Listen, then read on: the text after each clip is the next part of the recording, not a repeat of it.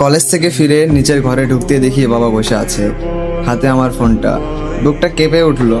পড়াশোনার হাল এমনিতেই খারাপ, তার উপর সারা রাত ফোনে ডুবে থাকার অভ্যাস আমার। বাবার এটা অজানা নয়। বাবা শান্ত গলায় বললেন, কি করছিস এসব? সামনে পরীক্ষা আর তোর কোনো খেয়ালই নেই। জীবনটা কি শুধু মোবাইল টিপে কাটিয়ে দিবি?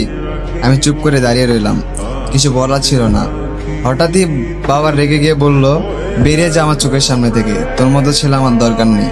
চিৎকার দিয়ে উঠলেন তিনি। অপমান আর অভিমানে আমি ঘর থেকে বেরিয়ে পড়লাম। ঘড়িতে তখন রাত প্রায় 2টো। শহরের ফাঁকা রাস্তা ধরে হাঁটছিলাম আমি। কোথায় যাব, কি করব, কিছুই বুঝতে পারছিলাম না। হঠাৎ দেখি রাস্তার নিচে বসে আছে একটা মেয়ে। তার মুখ ফোলা, চোখের নিচে কালি, দেখেই বোঝা যাচ্ছিল সে হয়তো কোনো সমস্যায় আছে। আমাদের চোখাচোখি হতেই নীরবতা নেমে এলো। কথা না বলেও যেন একে অপরকে বুঝতে পারছিলাম। হঠাৎ দূর থেকে কিছু মানুষের উত্তেজিত চিৎকার শোনা গেল। মেয়েটি চমকে উঠে ফিসফিস করে বলল, ওরা আসছে। কথা শেষ হওয়ার আগেই কয়েকজন আমাদের সামনে এসে দাঁড়ালো। আমাকে দেখে তারা ক্ষিপ্ত হয়ে উঠে হঠাৎই একজন আমার উপর ঝাঁপিয়ে পড়লো। সবাই মিলে মারধর শুরু করলো। প্রচুর মার খেতে লাগলাম আমি নিজেও জানি না কেন মারতেছে আমাকে তারা। মেয়েটি চিৎকার করে বলল, আরে থামো তোমরা, ওকে আমি চিনি না, ও আমার কেউ নয়। মেয়েটির কথা শুনে তারা থেমে গেল। সেই সুযোগে আমি এক মুহূর্ত দেরি না করে দৌড়ে পালালাম। সেদিন রাতে আমি আর বাড়ি ফিরিনি। পরের দিন সকালে বাবা আমাকে খুঁজে ফিরিয়ে আনলেন বাসায়। সময়ের সাথে সবকিছু ধীরে ধীরে স্বাভাবিক হলো। আবার পড়াশোনায় মন দিলাম। কিন্তু সেই রাতে স্মৃতি আর ভুলতে পারি না আমি। অনেকদিন পর একদিন কলেজে যাওয়ার পথে হঠাৎই সেই মেয়ের আবার দেখা পেলাম। চোখ পড়তেই বুকটা ধক করে উঠলো। মেয়েটি আমাকে দেখে চিনতে পেরে ডাক দিল। আমি ভয়ে আপন মনে আমি দৌড় দিতে চাইলাম, কিন্তু মেয়েটা হঠাৎই আমার সামনে এসে দাঁড়ালো। শুনুন প্লিজ, আমি আপনাকে কিছু বলতে চাই। আমি থেমে গেলাম। আমি জানি সেদিন যা ঘটেছিল তার জন্য আপনি ভয় পেয়েছিলেন, কিন্তু বিশ্বাস করুন আমার পরিবারের লোকজন আপনাকে ভুল বুঝেছিল। আমি আপনার কাছে ক্ষমা চাইছি। আমি অবাক হয়ে তার দিকে তাকিয়ে থাকলাম। মেয়েটা জানালো কেন সে বাড়ি থেকে পালিয়ে এসেছিল। তার বাবা মা তাকে জোর করে বিয়ে দিতে চেয়েছিল, তাই সে বাড়ি ছেড়ে পালিয়েছিল। তার পরিবারের লোকজন আমাকে আর সাবিয়াকে দেখে ভেবেছিল আমার সাথে মনে হয় পালিয়ে এসেছে, আর সেই কারণে সেদিন আমার মায়ের খাওয়া। সেদিনের পর থেকে সাবিয়া আমার আশেপাশে ঘুরঘুর করতো। সে কথা বলতে চাইতো, কিন্তু আমি বারবার এড়িয়ে যেতাম। ভেতরে ভেতরে মনে হতো ওর জন্য তো সেদিন এত মার খেয়েছিলাম।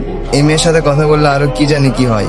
তবুও সাবিয়া আমার পিছু ছাড়লো না। প্রায় কলেজের সামনে দাঁড়িয়ে থাকতো, কিংবা হঠাৎ লাইব্রেরিতে এসে আমার পাশে বসতো। আমি রাগ দেখে উঠে যেতাম। মনে মনে ভাবতাম, সাকিব তুই যত দূরে থাকবে মেয়ের থেকে ততই ভালো। আর কোনো বিপদে পড়তে চাই না আমি। একদিন ক্লাস শেষে দেখলাম গেটের বাইরে দাঁড়িয়ে আছে মেয়েটা। আমি পাশ কাটিয়ে চলে যাচ্ছিলাম। সে বলল, তুমি কি আমায় কোনোদিনও ক্ষমা করবে না?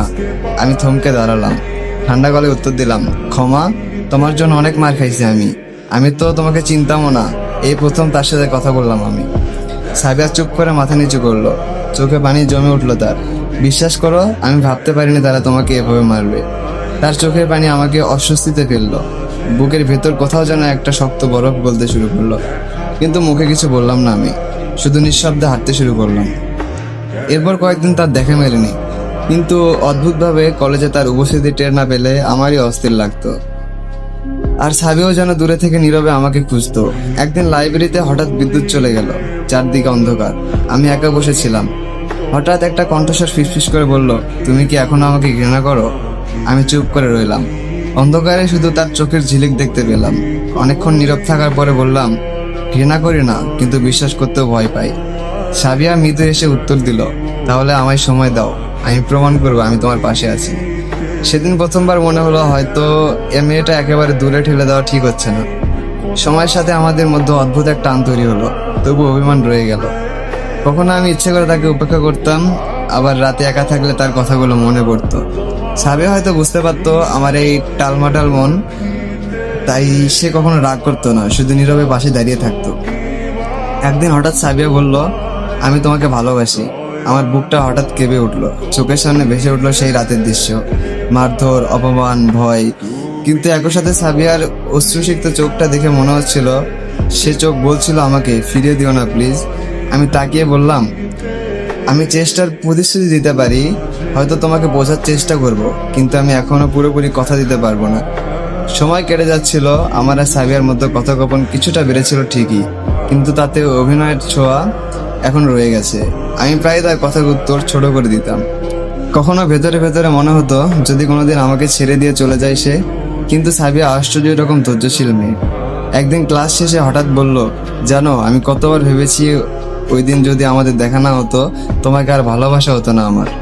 আমি আর কিছু বলিনি, কিন্তু সেই রাতটা আমাকে নতুন করে ভাবতে বাধ্য করলো সে সত্যি আমাকে ভালোবেসে ফেলেছে। দিন কয়েক পর কলেজের সাংস্কৃতিক অনুষ্ঠানে আমি একা বসেছিলাম। হঠাৎ মঞ্চে উঠে কবিতা পড়তে শুরু করলো সাবিয়া। শব্দগুলো আমার বুক কেঁপে দিল। কবিতার লাইনটা ছিল, যে রাতের অন্ধকারে আমি হারিয়েছিলাম আপনজন, সেই রাতের আধারে এক অচেনা মুখে খুঁজেছিলাম আশ্রয়। আজও সেই মুখটা আমার ভরসা, যদি সে আমাকে মেনে নেয়। আমি বুঝলাম এই কবিতাটা আমার জন্যই। ভিড়ের মাঝে বসে বুকটা হালকা হয়ে গেল। এরপর থেকে আমি ধীরে ধীরে ভেতরের অভিমান ভাঙতে শুরু করলাম। তবু সবটা সহজে মুছে গেল না। কখনো হঠাৎই আবার মনে পড়ে যেত ওই রাতের কথাটা। তখন আবার দূরে সরে যেতাম। সাবিয়া এসব বুঝতো।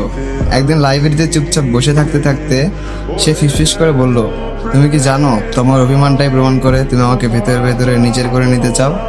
কথাটা শুনে মনে হলো সে আমার ভেতরটা পুরো পড়ে ফেলেছে। আমি চোখ নামিয়ে শুধু বললাম, হয়তো তাই। তারপর থেকে আমরা লুকোচুরি খেললাম না।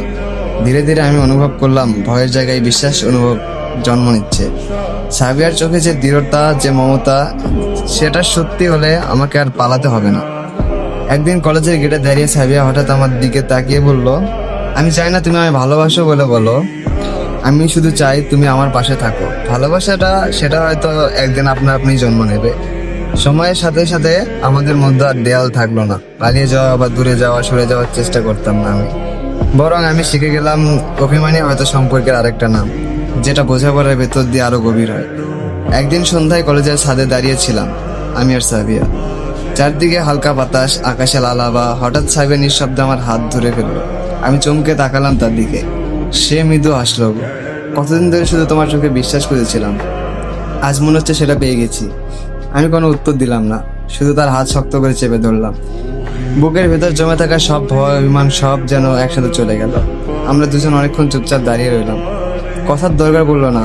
মনে হলো এই নীরবতায় আমাদের সবকিছু বদলে দিচ্ছে। সেদিন থেকে আমাদের গল্পটা অভিমান থেকে ভালোবাসায় বদলে গেল। আর আমি বুঝলাম, যে মানুষ কষ্টের সময় পাশে থাকে, চোখের জল মুছিয়ে দেয়, তাকে আসলে ভালোবাসা বলে।